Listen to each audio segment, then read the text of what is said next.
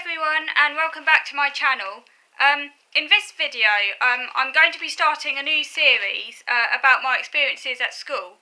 I wasn't diagnosed with Asperger's syndrome until I was 21 years old. I'm 30 now. So I grew up without a diagnosis, despite the fact that all the signs were there if people only looked for them, and I had quite characteristic social interaction problems and didn't really have any friends and really struggled to relate to other kids, even though I tried and I was socially motivated, but I didn't know how to really engage with them, particularly in groups. So consequently, I was basically a loner when I was at school for most of the time, and also struggled to learn as well.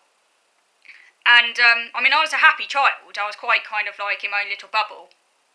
But teachers were concerned, and they were constantly banging on about me to my parents, about why can't Anna learn this? Why isn't Anna learning yet? She should be able to do this at her age, And yet she's so advanced in this area, so why can't she do these basic activities? What's going on? And they often blamed my parents for, basically told my parents to go away and do stuff with me. But it wasn't until I was in year 5 at primary school, and I was 9 years old, that the teacher finally called in outside services to get me assessed. This was kind of basically the part of the special educational needs, if they've got a staged approach. So this was stage 3 of that, where you're getting outside agencies. So they called in an educational psychologist, an occupational therapist, and I got assessed. Can't really remember the assessment that well. I can remember little bits of it, I think, but I don't think I don't think I was even aware I was actually being assessed. It didn't seem any different to your usual kind of being taken out of a classroom by teaching assistants and stuff like that. So I don't think I really thought anything about it. But anyhow, when I was an adult, I came across a report that was done that my mum gave to me, and I've read it so many times now, and it is quite frustrating why I didn't do anything. So I really helped me. So I thought I'd just read a little bit out to you and see what you thought. So background, it says here, I'm not going to read all of it. I'm just going to read some of it. So here's the report. Okay, so background information. Anna was formally raised as a cause for concern by her class teacher on the Key Routes Identification System in the autumn term of 1996. The teachers have been raising concerns about me ever since I started in reception, but it wasn't until I got to year 5 that they raised it as a formal cause for concern and got in outside agencies. Anna's reading accuracy was said to be in advance of her chronological age. It's actually a 5-year. It was, advanced, so I could read these really complex books. I used to show off about it. I remember in year 2 at primary school, I used to read these books really fast, but of course I didn't have any understanding. Her reading comprehension was almost 2 years below her chronological age, and I also had spatial awareness difficulties. Having a massive gulf between your comprehension and reading age is quite common in autism. It's kind of a specific learning difficulty, really, where you can read really well, but you don't have the comprehension to go with it, whereas in typical development, you expect that that comprehension would kind of more or less tally with the actual reading age. You wouldn't expect there to be a gulf, so that obviously shows there's something developmental going on, which I should have looked into a bit deeper, and I should have found out what it was, instead of just writing it down as a difficulty without really figuring out what was going on. So I think that was quite negligent. And I also had spatial awareness difficulties. She has some interaction problems, particularly with her peer group, preferring to play with much younger children.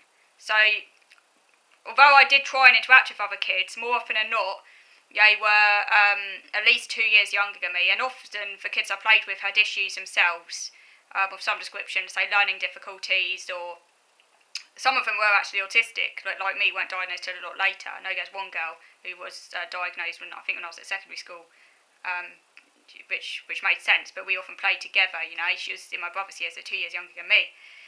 Eye contact was poor and self-confidence low. I think they put my poor eye contact and other issues down to lack of confidence. Concern was felt about her difficulties in PE, particularly team sports. So in April 1997, Anna was seen by the Paediatric Occupational Service. The occupational therapist, they found a borderline degree of motor skill impairment. The fine motor skill section of the assessment proved most difficult for Anna. Although able physically to carry out the tasks, she could be very slow and took a long time to decode the instructions. Yeah, basically, as was the case when I was at school, I found it really hard to follow instructions. Because I think instructions obviously involve communication, processing. These are things that autistic people can struggle with, following instructions.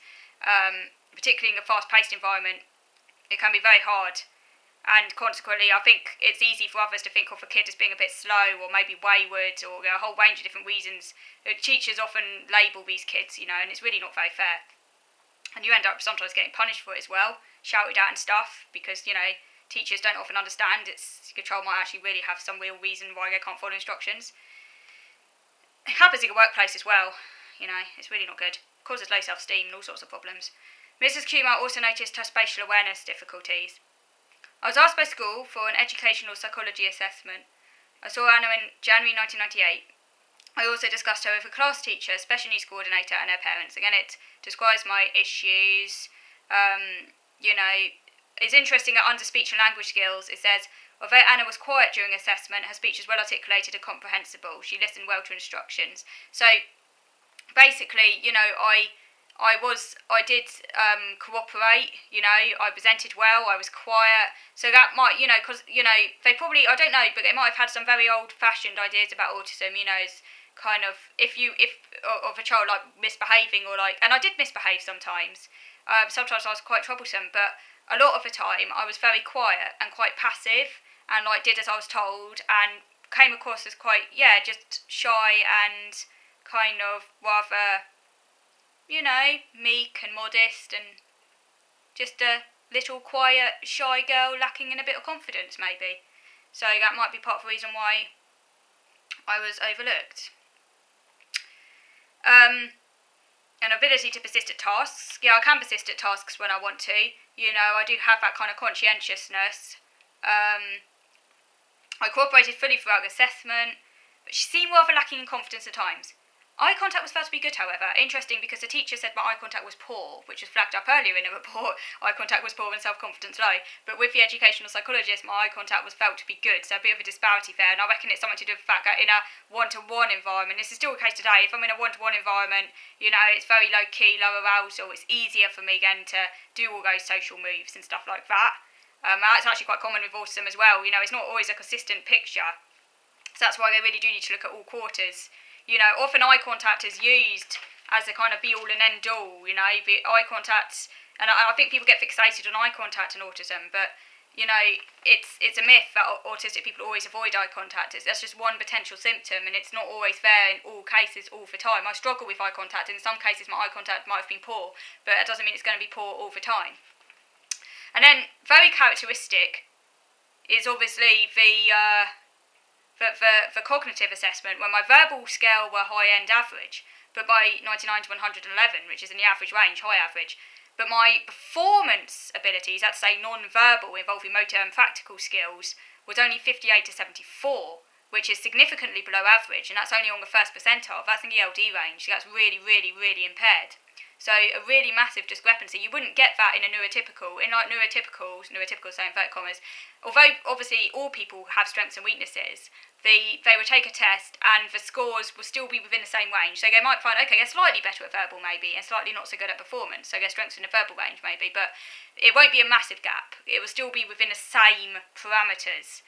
They couldn't even give me a general IQ score because of its discrepancy was just off the radar. Apparently this discrepancy is like an extreme discrepancy. It's not always the case. Not all autistic people have a discrepancy, so it's not diagnostic. But it is very, apparently from what I've read, it is incredibly common for there to be some discrepancy, and mine was off the radar, so really that's a red flag. I should have gone, I wonder why this is.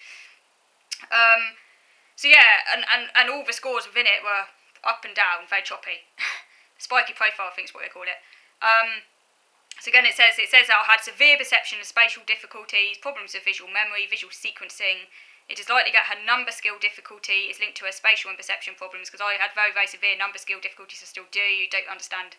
I could do basic calculations, but it takes a lot of effort, and anything more than that, I find it hard to understand, these things. It's a very conscious process, and managing my finances, I need support with that, because it's long-standing. But I think they put a lot of my problems down to this, and maybe it's like diagnostic overshadowing. They were focusing so much on the number skills and spatial awareness problems, but the other issues of interaction, maybe they just weren't focusing so heavily on, or they put it down to lack of confidence. because all the other things, like the problems with the motor skills, as I say, the practical issues, the organisation and all of that were kind of overshadowing those other issues.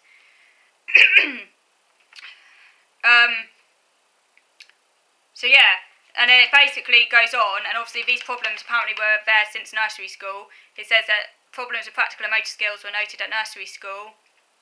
She lacks confidence, and only recently has made a particular friend.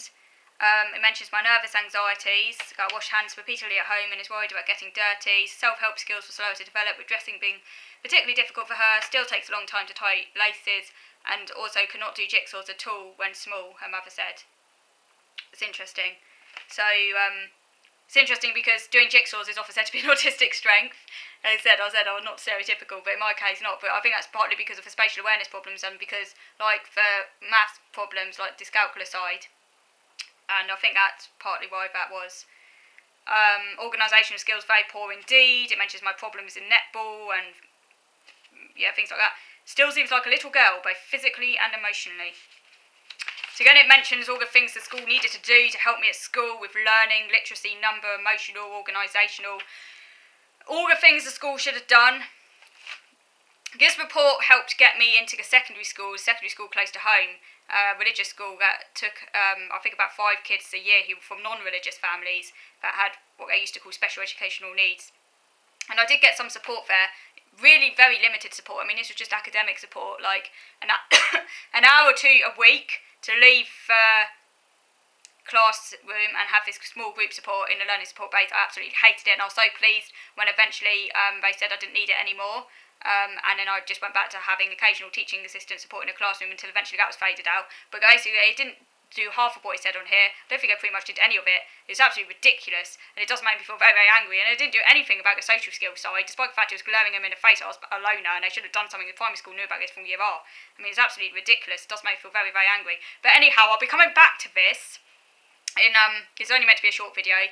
Just wanted to do this on this video again. I'll come back to my school experiences in future videos. So I hope you enjoyed watching, and if you enjoyed this video, do please subscribe to my channel. The more subscribers, the better. Let other people know about my channel, and that would be great as well. And if you've got any comments, do please comment in the comment box below. And oh yeah, I just want to say before I finish that I won't be able to do my videos next Wednesday. I usually do my videos on Wednesday. I won't be able to do them next Wednesday because I'm going on an outing, a supported outing. But I hope to do a video on the Thursday about that supported outing. So there won't be any videos coming out next Wednesday. I'll be releasing them later on in the week.